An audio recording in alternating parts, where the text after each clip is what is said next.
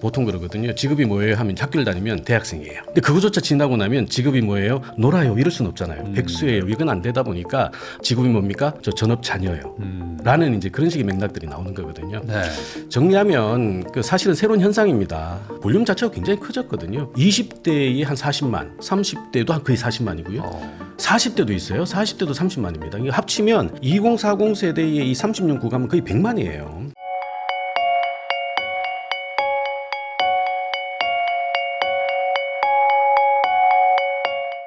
안녕하세요. 부익남TV의 부익남입니다. 오늘은 인구 전문가이시죠. 한양대학교 전영수 교수님을 모시고 한국 사회의 새로운 현상인 이제 전업자녀라는 게 있고, 이게 이제 인구 구조의 변화로 생기는 일인데, 이게 어떤 또 새로운 기회를 가져올지 이야기 나눠보도록 하겠습니다. 교수님, 안녕하세요. 네, 안녕하세요. 반갑습니다.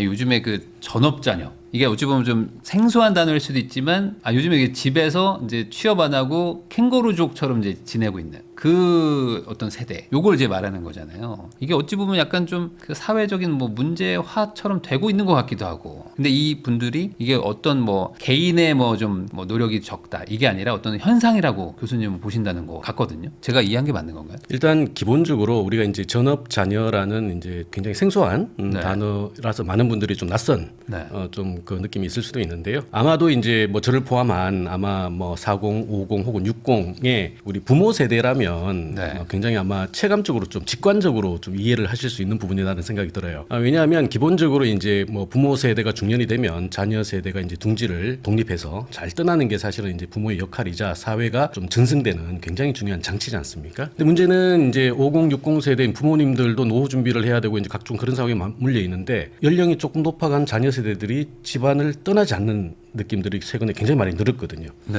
근데 그러다 보니까 이제 자녀 세대들도 사실은 좀 뭐 힘들어진 거예요. 그래서 이제 전업 자녀라는 단어가 사실은 이제 아직은 생소합니다만, 아마도 뭐 저도 학교에 있습니다만 학생들한테 이제 그 직업을 이제 물을 때 보통 그러거든요. 직업이 뭐예요 하면 학교를 다니면 대학생이에요. 네. 그다음에 이제 학교에서 이제 조금 대학 이제 졸업을 했지만 취업이 잘 안 되거나 해서 조금 이제 지체 유예하는 경우가 있지 않습니까? 그러면 취업 준비생이에요. 혹은 뭐 5학년이에요. 네. 이렇게도 얘기를 하고요. 근데 그거조차 지나고 나면 직업이 뭐예요? 놀아요. 이럴 수는 없잖아요. 백수예요. 이건 안 되다 보니까 아마도 약간은 좀 뭐랄까요? 재미삼아, 유머 삼아서 하는 단어이기도 합니다만, 직업이 뭡니까? 저 전업 자녀예요.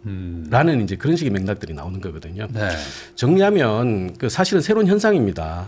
이 현상이 이제 거대한 트렌드가 될지는 좀 더 지켜봐야 되겠습니다만, 기본적으로 이제 시대는 변하죠. 변화한다는 얘기는 새로운 현상들이 나온다는 얘기입니다. 근데 시대의 변화의 가장 큰 게 제가 주목하고 있는 인구 변화인데요. 인구 변화라는 게 이제 큰 그 줄기에서의 변화의 폭이라면, 곁가지에서는 사실은 새로운 현상들, 새로운 어떤 그 뉴스들이 끊임없이 등장을 합니다. 그 중에 하나가 어쩌면 이제 독립할 연령대가 됐음에도 불구하고 독립하지 않는 새로운 자녀 군상들을 어떻게 우리가 발굴하고 그들을 계속해서 사회의 비용 혹은 가계의 어떤 걱정거리로 둘 것이냐. 그게 네. 아니라 어차피 늘어날 새로운 어떤 트렌드화의 어떤 잠재적인 후보가 된다면 잘 발굴해서 그들이 비용이 아니라 새로운 어떤 성장의 동력 혹은 재료가 될 수 있도록 지금부터 좀 재구성을 할 필요가 있지 않을까라는 생각이 들어서 지금 온갖 가정에 우리 많이 있는 이 잠재적인 전업 자녀에 대한 뭐 일종의 사용 설명서라고 할까요? 그런 차원에서 이 현상에 대해서 좀 주목을 했습니다. 그러면 이제 몇 가지 좀 궁금한 게 있는데, 먼저 생각하는 게 이제 좋게 표현하면 전업자녀, 나쁘게 얘기하면 백수잖아요. 그런데 이제 백수는 기본적으로 좀 부정적인 의미였단 말이죠. 그러니까 너는 일을 할 수 있는데도 불구하고 안 하는 친구, 약간 이런 취급을 받았던 단어일 수도 있는데, 이게 아니라는 거잖아요. 지금은 이제 이 사람들은 백수가 아니고 어쩔 수 없는 이렇게 된 케이스들로 좀 보시는 것 같단 말이에요. 이게 지금 사회적 구조의 문제라는 건가요? 기본적으로 이제 전업 자녀의 출현 배경은 굉장히 많은 요소들이 아마 영향을 미칠 텐데, 어쩌면 가장 큰 것은 뭐 직관적으로는 이제 집을 나가려면 스스로 이제 1인분의 역할을, 능력을 갖춰야 되지 않습니까? 네. 그거에 가장 중요한 이제 필수 조건이라고 할 수 있는 게 일자리죠. 즉 장기 안정적인 일자리를 통해서 또 가족을 결성하고 또 가족을 분화하면서 선배 세대의 바통을 연결하는 방식으로 사회는 늘 유지가 되어 왔는데, 그 첫 번째 관건인 그 일자리와 관련되어 있는 것들이 사실은 뭐 백수라는 단어를 생각하면 너 그만큼 능력을 발휘 안 했잖아 혹은 준비를 안 했잖아라는 부정적인 느낌으로 좀 소화될지 모르겠습니다만, 사실은 그런 느낌도 없지 않아 있습니다만, 그보다 더 큰 것은 어쩌면 취업하고 싶지만 취업할 수 없는 현실, 구조적인 한계에 더 주목을 할 필요가 있다는 것이죠. 일자리 자체가 없다. 그렇죠. 일자리 자체도 없지만 또 젊은 친구들이 원하는 또 눈높이에 맞는 일자리가 더더욱 사라지는 현상들, 이것 때문에 때문에 사실은 개개인의 능력의 문제라기보다는 어쩌면 사회 전체적인 구조, 그다음에 어떤 그 성장의 패턴의 변화 뭐 이런 것들이 사실은 일하고 싶지만 일할 수 없는 혹은 일하기를 연기할 수밖에 없는 수많은 자녀들을 잉태하는 굉장히 중요한 구조적인 포인트라는 것이죠. 이번에 또 책 제목도 이제 전업 자녀였다 그렇게 써주셨는데 이게 약간 그 세대 간 갈등인 것 같기도 한 게 부모님 세대는 아무래도 이제 우리가 개발도상국에서 이제 막 발전하고 있던 때 이제 청년이었기 때문에 옛날에 나는 뭐 진짜 아무거나 다 했다. 근데 왜 우리 아들 딸들은 일을 안 하려고 하는지 모르겠다. 밖에 나가면 일자리가 천지다 뭐 이런 얘기 하시는 분도 있잖아요. 근데 이제 말씀하신 눈높이 기준을 보면 이 청년 세대들은 그 일은 내가 못 한다. 차라리 내가 다른 거 준비하겠다. 이렇게 약간 그 평행선을 달리는 이거를 좀 설명을 먼저 해주셔야 될 것 같아요. 우선 그 이제 저도 뭐 부모 세대입니다만 그 사실 이제 자녀 세대들 보면 뭐 흔한 얘기로 헝그리 정신이 없다, 혹은 네. 뭐 전투력이 약한 거 아니냐, 뭐 이제 이런 식의 약간은 관성적인 어떤 평가들을 많이 합니다. 저도 뭐 부렴듯한 그런 얘기를 많이 하는데요. 과연 그것이 그 개인들의 개별적인 어떤 그 능력의 발휘 여부로만 판단할 것이냐? 그게 아니라 이렇게 판단하시면 좋을 것 같아요. 사회 전체가 이미 한국은 농익은 사회가 됐다. 좋게 생각하면 선진국이 된 거고요. 선진국이라는 것은 기본적으로 한정 자원 안에서 성장을 할 수 있는 여력이 상대적으로 제한됐다는 그런 상황에서 이미 태어난 친구들이 과연 개도국에 태어난 부모 세대들만큼 소위 그 헝그리 정신, 전투력을 갖출 수 있는 것인가는 약간 좀 냉정하게 좀 볼 필요가 있는 것이죠. 사회 전체적으로 봤을 때 사실은 80년대, 90년대 개도국, 즉 성장, 그러니까 노력한 만큼 성장의 과실을 받아왔던 소위 이제 인플레 시대에는 당연히 그 평균의 흐름만 올라타더라도 사실은 뭐 벤치마킹까지 수익률을 올릴 수가 있는 사회였습니다만 지금은 뭐 우리 잠재 성장률이 이미 이제 1%도 오락가락하는 상황이죠. 이제 그런 상황에서 사실은 이 친구들이 발휘할 수 있는 어떤 환경 자체가 사실은 농익지 않았다는 거예요. 이제 기본적으로 부모 세대들 같은 경우에는 열심히 하면 그래도 평균 이상 뭔가를 얻을 수 있을 거야라는 생각이 들지만 그거는 이제 우리가 알고 흔히 얘기하는 시중 금리로 판단을 할 수 있습니다만 옛날에는 뭐 10% 20% 금리였지 않습니까? 근데 지금은 뭐 고작해야 뭐 1, 2% 조금 더 해도 이제 3, 4% 정도 수준인데 그런 상황에서 사실상 확정적인 미래와 관련돼 있는 어떤 본인이 이제 그 도전해서 얻을 수 있는 얼추의 이제 수익률이 나오는데 그것을 위해서 내가 지금 이만큼의 또 많은 어떤 그 인풋 요소들을 발휘할 필요가 있을 것인가? 즉 미래와 관련돼 있는 할인율이 굉장히 좀 좋지 않은 상황이에요. 그런 상황에서 그 현명한 판단을 해서 평균 이상을 구하겠다라고 열심히 노력하는 이제 자녀들도 있습니다만 상당수는 사실은 시대 변화의 흐름 속에 순응하면서 혹은 그 흐름에 이제 그 조율하면서 어쩌면 본인이 잘 찾는 길을 찾으려고 하는 것이고 그 하나의 이제 결과물로서 어쩌면 소위 이제 외향적인 그 어떤 헝그리 정신을 발휘해서 사회에서 플러스 알파를 얻으려는 적극적인 행위보다는 가족 단위 안에서의 자산을 혹은 자원을 잘 활용한 방식으로서의 새로운 어떤 자녀군으로서의 위치, 역할들에 조금 주목할 필요가 있지 않나라는 생각을 하는 거죠. 그러면 그 뒤에 말씀해주신 부분이 약간 조금 어렵게도 좀 느껴지는 것 같은데, 그러니까 일반적으로 상식적인 생각으로는 그냥 집에서 노는 자녀가 있으면 약간 비용이고 복지고 이런 느낌인데 이게 어찌 보면 뭐 일종의 생산수단처럼 이렇게 활용할 수 있는 방법이 있는 건가요? 일단 기본적으로는요 활용을 해야 된다라는 당위론에 좀 주목을 할 필요가 있을 것 하긴 같아요. 해야죠. 예, 네. 왜냐하면 일단 숫자 자체가 너무 많이 늘고 있어요. 짧은 시간에. 네. 흔히 얘기하는 우리 뭐 통계상의 쉬어썸이라는 단어를 얘기합니다만 숫자가 굉장히 많거든요. 그러니까 옛날에는 사실은 뭐 자연스럽게 탈락하거나 혹은 이제 노동 근로의 어떤 의지라든가 능력들이 상대적으로 좀 제한돼 있어서 불가피하게 이제 소위 취약계층으로 빠지는 청년 친구들이 있었습니다만 그건 굉장히 일부의 사례였는데 지금은 볼륨 자체가 굉장히 커졌거든요. 20대에 한 40만, 30대도 거의 40만이고요. 40대도 있어요. 40대도 30만입니다. 이게 합치면 2040 세대의 이 30년 구간은 거의 100만이에요. 네. 이건 통계상으로 이미 쉬어썸이라는 단어인 건데 이때 이제 우리가 주목해야 될 것은 이 쉬어썸을 그러면 방치할 것이냐 이 이슈인 거거든요. 지금은 사실상 방치죠. 집안에서도 사실은 백수 자녀가 있다고 하면 부모님들이 막 감추려고 하고 그죠. 네. 손님들 오면은 맞아요. 야 너 방치 나오지 마 뭐 이런 식으로도 많이 얘기를 하는데 옛날에는 워낙 숫자가 작았기 때문에 그게 이제 그런 식의 약간은 비용적인 요소로 좀 판단할 수 있었습니다만 지금은 비용적 요소로 판단할 수 있는 여유도 없고요. 환경도 그렇지 않다라는 거예요. 그래서 늘어난 현실을 받아들이고 그들을 어떻게 소위 이제 활용할 것이냐라는 포인트로 좀 시각을 넓혀야 된다라는 게 가장 중요한 맥락이죠. 그대로 두면 이거는 뭐 사실상 굉장히 좋지 않은 방식으로 비용이 증가가 될 것이다. 근데 이것들을 잘 좀 재조정을 해서 이분들이 사회 진출을 하든 뭐 하지 않든 간에 그 안에서 각자의 새로운 역할, 임무를 통해 가지고 새로운 부가가치를 만들어내는 방식으로 사회 구조도 좀 바꿔줘야 되는 것이고 내부적으로는 부모님들의 인식 인식 그리고 청년 소위 자녀 당사자들의 어떤 그 적극적인 어떤 새로운 어떤 개념성들도 같이 좀 볼 필요가 있는 것이죠. 그럼 교수님 말씀은 뭔가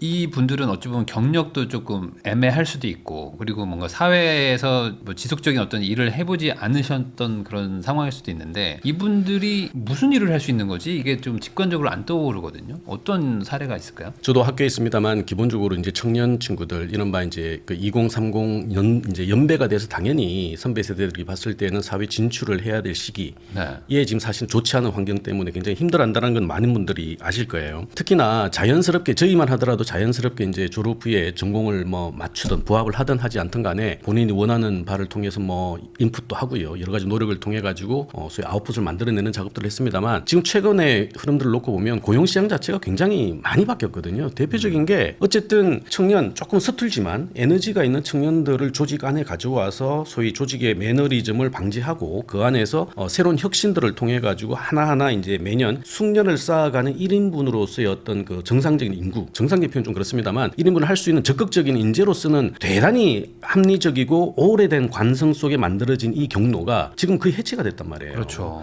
우리가 대학을 졸업했는데 신입사원을 말로는 이제 신입사원이라고 뽑습니다만 회사 차원에서 신입을 뽑지 않거든요. 이게 경력 같은 신입. 그러면 이분들은 말 그대로 신입인데 경력을 어디 가서 쌓아요.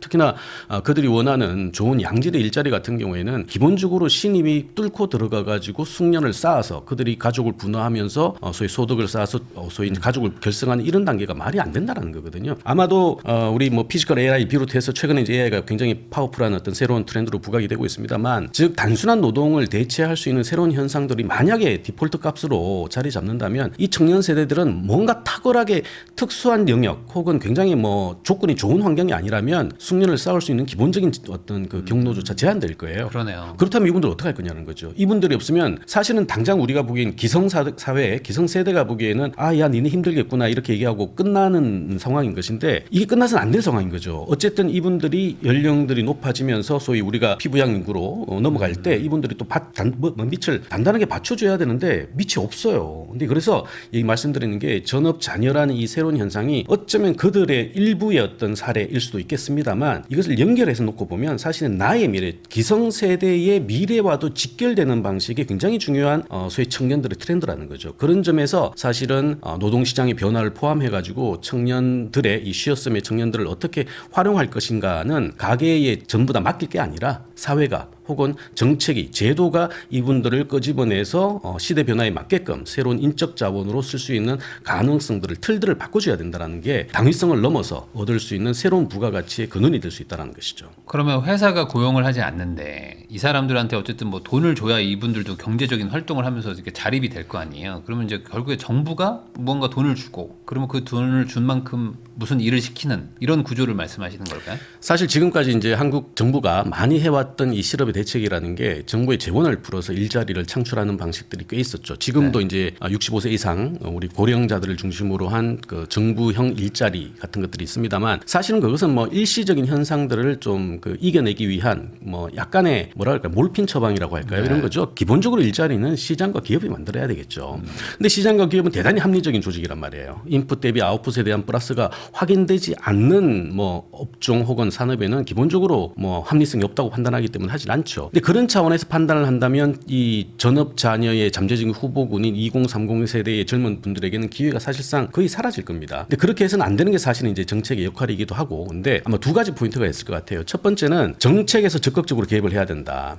그렇다고 뭐 65세 이상의 취약 고령자들의 일자리처럼 정부가 재정을 투입한 일자리 형태는 굉장히 제한적일 것이다. 자, 이제 여기서 두 번째로 넘어가는데요. 이게 뭐냐면 우리가 1,700만의 우리 45세에서 55세 구간에 있는 요즘 어른들 같은 경우에는 이 인플레의 수혜를 제대로 입고 지금 중년이 된 상황 안에서 이제는 곧 60세, 이제 고령 인구의 허들이죠. 60세, 65세를 이제 직면하고 있는 분들인데 이분들도 그냥 내버려두면 굉장히 큰 사회 문제가 될 거예요. 왜냐하면 지금 겨우 윗단에 올라간 65세, 75세 이상의 제1차 베이비 부모 세대의 소위 피부양 인구로의 전환 과정에서 벌써 연금 문제가 지금 이렇게 불거지고 있고 각종 이 5대 사회보험 중에서 상당수가 이미 적자로 지금 돌아서고 있는 상황인데 즉 지속 가능성이 사라지고 있는 것인데 만약에 이 어마무시한 진짜 제대로 된 요즘 어른의 1,700만이 앞으로 짧게는 5년 조금 길게 보면 10년인데 이 구간 안에서 그냥 넘어가게 돼버리면 이거는 뭐 어마무시한 그 사회적인 후폭풍을 낳게 되거든요. 그분들의 자녀가 전업 자녀예요. 자 그렇다면 이분들이 가지고 있는 어떤 그 내 자녀에 대한 뭐 애정은 말할 것도 없고요. 그분들이 가지고 있는 이 자산들을 잘 활용할 수 있도록 연계시켜 주는 것도 굉장히 중요해요. 요즘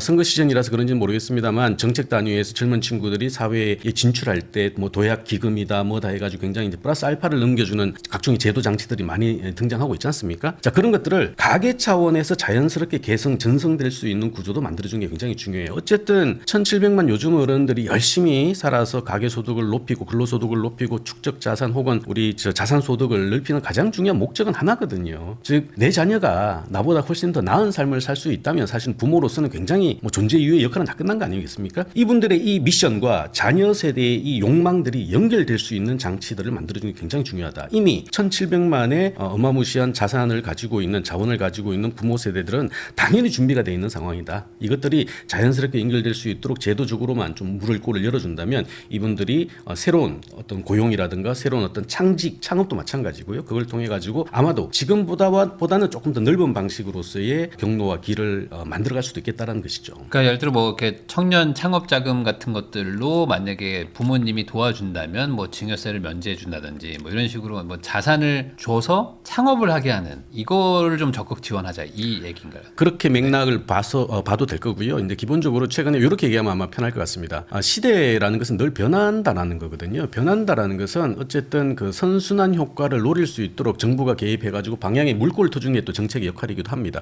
네. 최근에 뭐 이재명 정부에서 이제 강조하고 있는 것들이 어쨌든 그 부동산에서 주식으로 네. 소위 이제 뭐 저축에서 투자로 뭐 이런 이제 패러다임의 변화이기도 한데 이런 변화의 가장 중요한 맥락은 어쨌든 정체돼 있는 막혀 있는 이 혈관들을 뚫어주는 작업들인 거거든요. 물론 이게 또 한쪽으로 또 뭐 거세게 가다 보면 또 다시 이제 좀 막는 역할도 생기겠죠. 그런 점에서 정책의 호불호를 우리가 판단해서는 안 된다. 정책이라는 것은 장치이자 도구인 거고 그 장치이자 도구가 전체적인 어떤 그 피해 흐름을 굉장히 좀 무난하게 흐름을 잘 만들어주는 게 정책의 목표이기 때문에 이것들만 만들 수 있다면 굉장히 중요한 거거든요. 근데 지금 현재 이게 막힌 상황이에요. 막힌 상황에서 이걸 어떻게 가져갈 것이냐는 마치 이 자산 시장의 큰 트렌드의 변화인 것처럼 이 중년의 부모 세대로부터 청년의 자녀 세대에게 여러 가지 것들이 내려갈 수 있도록 해주는 것들 굉장히 중요하고요. 사실 이런 맥락에서 하나 더 보태면 어쨌든 1,700만 요즘 어른들이 가장 걱정하는 것들이 어쨌든 자녀의 독립만큼 본인들의 미래거든요. 네. 근데 기성세대들 이미 이제 은퇴를 하시고 위에 올라가신 분들 같은 경우에는 어쨌든 중장년들의 자녀 세대의 이 탄탄한 이 어떤 자산이라든가 이런 것들이 있어서 잘 떠받칠 수가 있죠. 아직까지는 그래서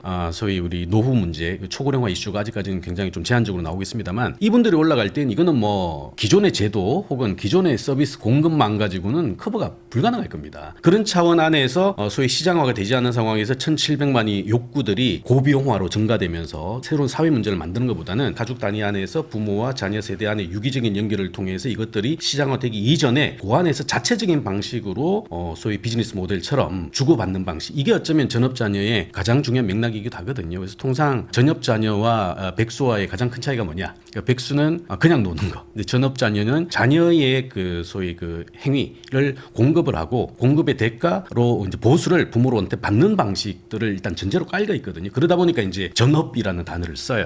그게 어떤 걸까? 예를 들어 뭐 집에서 밥을 한다.